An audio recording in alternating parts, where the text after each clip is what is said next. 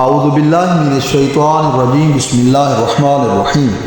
27 رجب معراج کی رات نہیں بلکہ بعثت نبی کریم کی رات ہے۔ مبعث نبوی اور معراج نبوی میں کیا فرق ہے؟ بہت سارے لوگ اس بات میں غلطی کر جاتے ہیں کہ 27 رجب کو معراج نبوی کی مناسبت ہے یا مبعث نبوی کی مناسبت ہے۔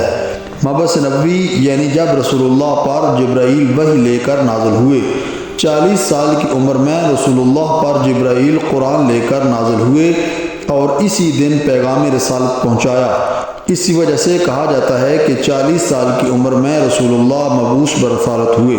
ظاہری بات ہے، ہم مذہب شیعہ اثنا عشریہ کے نزدیک رسول اور امام پیدائش سے ہی رسول اور امام ہوتا ہے، لہذا 40 سال کی عمر میں نبی کریم رسول بنے نہیں بلکہ ان کو کار رسالت کا سلسلہ شروع کرنے کا حکم دیا گیا تھا۔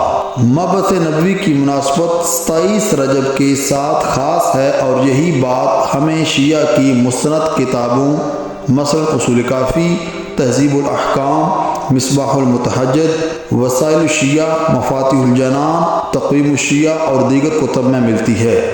جبکہ معراج نبوی کی مناسبت ایک قول کے مطابق 17 ماہ رمضان مبارک کے ساتھ خاص ہے اور ایک قول کے مطابق 21 ماہ رمضان مبارک کے ساتھ خاص ہے۔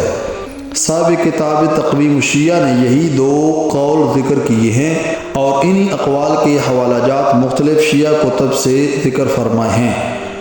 معراج نبوی یا اسراء نبوی دونوں کا ایک ہی معنی ہے۔ اسراء کا معنی سیر ہے، یعنی کسی کو کہیں لے جانا، جیسا کہ قرآن میں بھی سبحان الذی اسریٰ بعبدہ یعنی سیر اور سفر کے نتیجے میں معراج واقع ہوئی، لہذا اسراء نبوی اور معراج نبوی دونوں لفظ استعمال کیے جاتے ہیں۔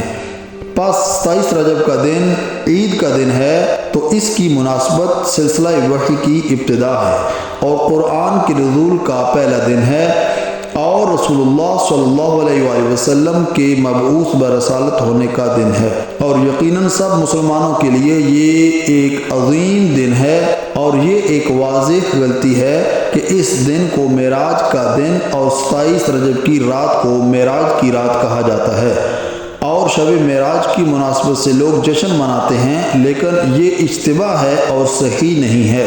ہمارے پاس شیعہ مصادر میں کوئی ایسی روایت نہیں ہے کہ جس پر ہم اعتماد کر کے یہ فیصلہ کر سکیں کہ یہی 27 رجب معراج نبوی کے ساتھ مناسبت رکھتا ہے، لہٰذا اہل سنت کے ہاں بعض روایات ایسی ہیں کہ جن میں 27 رجب کو معراج نبوی کا دن قرار دیا گیا ہے، لیکن اہل سنت میں بھی بہت سارے ان روایات کو نہیں مانتے، تو چہ جائے کہ ہم شیعہ اثنا عشری ان کو مانیں۔ نتیجہ کلام 27 رجب بعثت رسول صلی اللہ علیہ وآلہ وسلم کے ساتھ خاص ہے اور اسی مناسبت سے 27 رجب کی رات اور دن کو جشن منانا چاہیے، جبکہ معراج رسول صلی اللہ علیہ وآلہ وسلم ماہ مبارک رمضان میں ہے۔